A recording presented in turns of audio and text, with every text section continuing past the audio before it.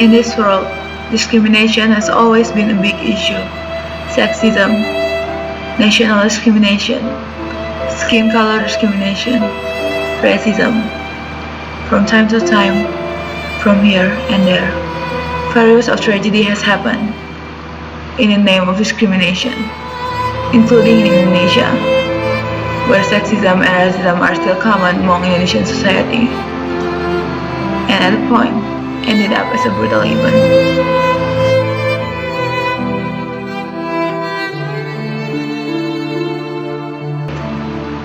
A riot occurred in Indonesia. It kills thousands of people, and target were Indonesian Chinese.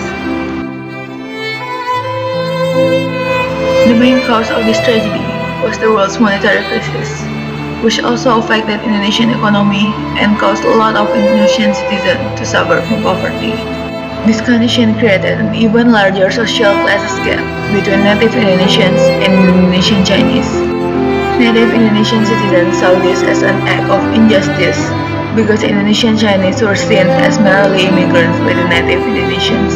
Some native Indonesians even accused Chinese people of taking the money that are supposedly theirs. This reason triggered a hatred towards the Indonesian Chinese.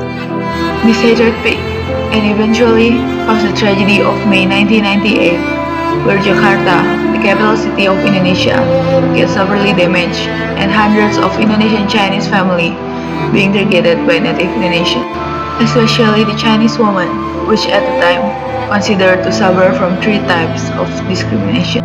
First, gender discrimination, because Indonesia, like the majority of countries in the world, follows patriarchal culture where males are considered to be more superior than females. Second, race discrimination, because at the time, Indonesian Chinese reached merely 2% of Indonesia's population. Third, religion discrimination, because the majority of Indonesian Chinese are Christian or Buddhist, which are also considered as a minority in Indonesia. There were 85 women who were listed to be victims of sexual violence taking place in a series of riots in May 1998. But the amount of victims who didn't report was expected to reach 10 times more than the one listed. These women mostly ranged from 13 to 72 years old and being raped in various locations such as their own home, public places, and on the streets.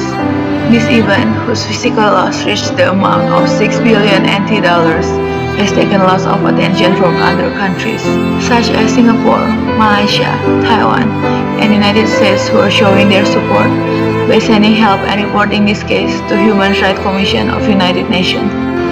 Ironically, China, who is supposed to have the closest relation to the victims, has chosen to not denounce nor interfere with the event, claiming that Chinese people in Indonesia has become a citizen of Indonesia, and therefore, everything that happened in Indonesia is Indonesia's domestic affair. For years, this event has been a reminder of how discrimination can trigger such a brutal tragedy, and impacted not only the people who are discriminated, but their surrounding as well. The world needs to be more open-minded and less judgmental. Each and every one of us needs to be reminded constantly that women and men are equal. No certain gender are more superior compared to the other gender. Any type of discrimination is not supposed to be allowed in this world. We need to realize that we, people of the world, are diverse. There are no better skin tones, there are no better nationality, there are no better religion. And the world would be a better place if there was no discrimination.